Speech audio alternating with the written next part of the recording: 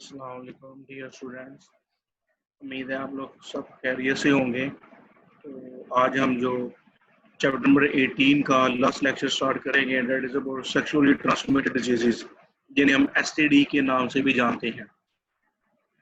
Sexually transmitted diseases या STDs ये आमतौर पर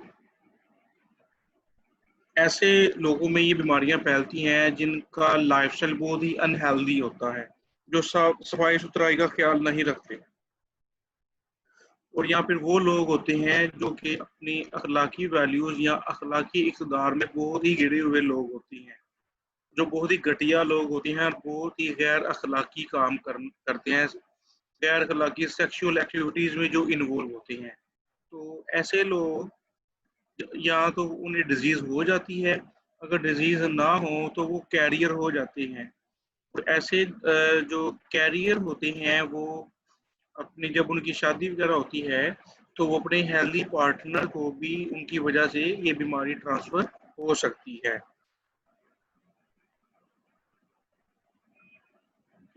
सेक्सुअली ट्रांसमिटेड डिजीज में जो नंबर फर्स्ट है that is the gonorrhoea.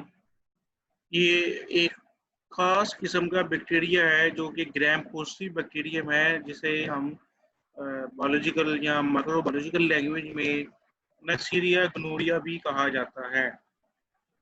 That is also called as Neisseria gonorrhoea. ये आम तौर पे जो यूरोजेनिटल ट्रैक्ट होता है, जैसा कि आप डायग्राम में देख सकते हैं, मेल के अंदर ये जो खास उसका रिप्रोडक्टिव पार्ट है, तो इसकी म्यूकस मेम्ब्रेन और म्यूकस लाइनिंग को तकरीबन तबाह कर देता है, इन उसको स्पॉइल कर देता है।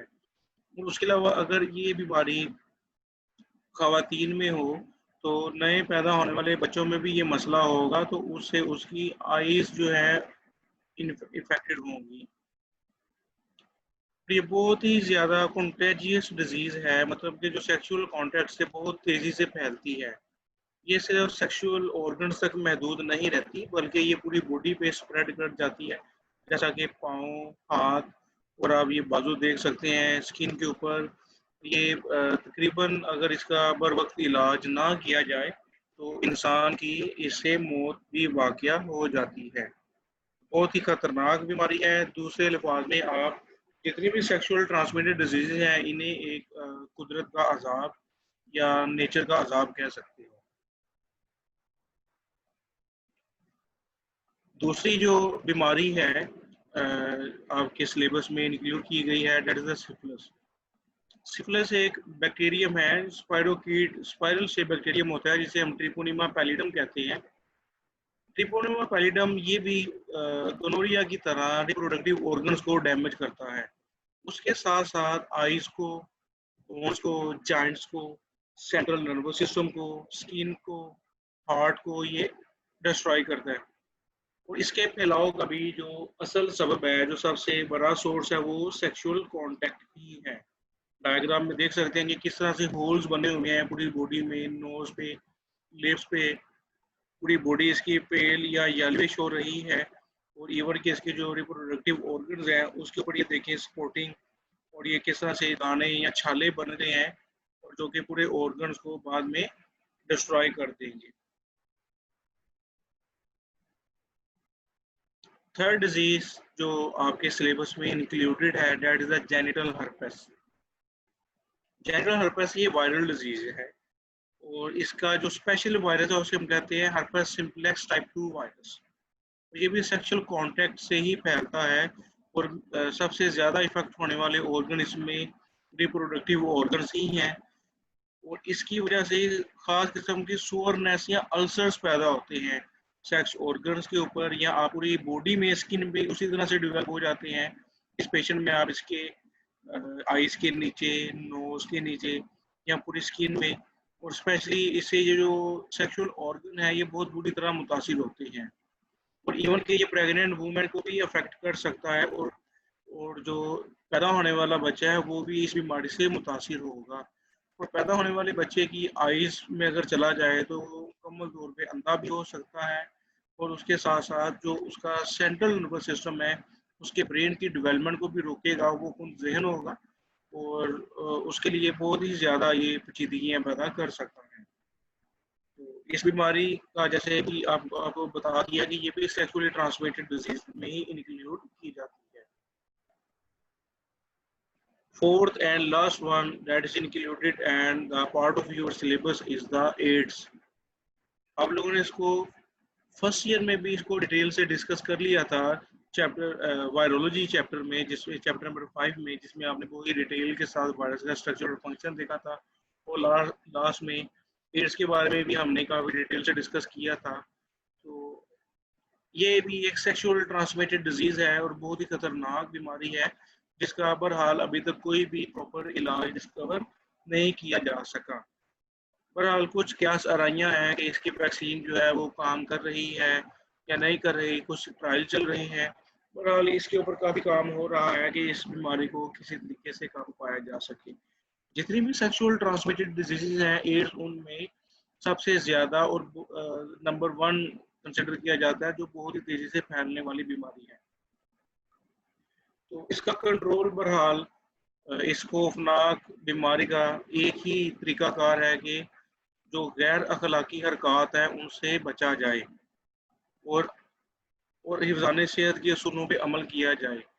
और साथ-साथ जब आप किसी जो बाहर से कटिंग करवाते हो, हिजाम की शॉप से कटिंग करवाते हो, बाल बनवाते हो, शेव करवाते हो, तो इस तरह के जो मामलात हैं शेव वगैरह में, तो हमेशा नया रेज़र इस्तेमाल किया जाए।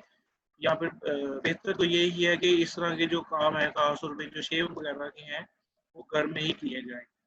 और उसके बाद हॉस्पिटल्स भी मेजर सोर्स हैं एड्स के स्प्रेड में, जहाँ पर अगर प्रैक्टिस ठीक ना की जाए, यूज़ सिरिंज एक पेशेंट से दूसरे पेशेंट को अगर लगा दी जाए तो उससे भी एड्स फैल सकता है। या सर्जिकल इंस्ट्रूमेंट्स हैं जैसे कि ब्लेड्स हैं, सीजर्स हैं, रेजर्स हैं, तो इस तरह से यहाँ ब्लड कंपोनेंट्स हैं। एक मरीज का अगर ब्लड किसी सेहतमंद इंसान को स्क्रीनिंग के बगैर लगा दिया जाए तो उससे भी एड्स एक पेशेंट से हेल्दी पर्सन के अंदर ट्रांसफर हो जाता है।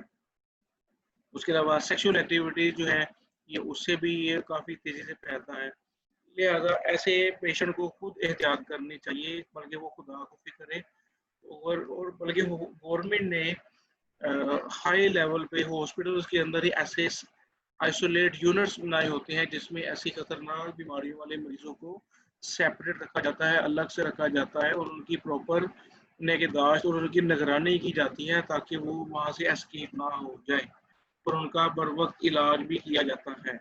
ऐसी बीमारी को बिल्कुल भी छुपाना नहीं चाहिए, बल्कि इसको बर वक्त पहचान लिया जाए तो उसका इलाज किया जाना चाहिए, जो कि उस इंसान के लिए भी बेहतर है और दूसरे इंसानों के लिए भी बेहतर है।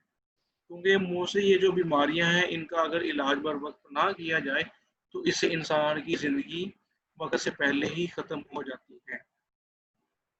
तो यहाँ पे आपके चैप्टर नंबर 4 या सेकेंड ईयर का चैप्टर नंबर 4 या टोटल बायोलॉजी जो इंटर क्लास की है उसका चैप्टर नंबर 18 द रिप्रोडक्शन का इख्तिताम हो रहा है।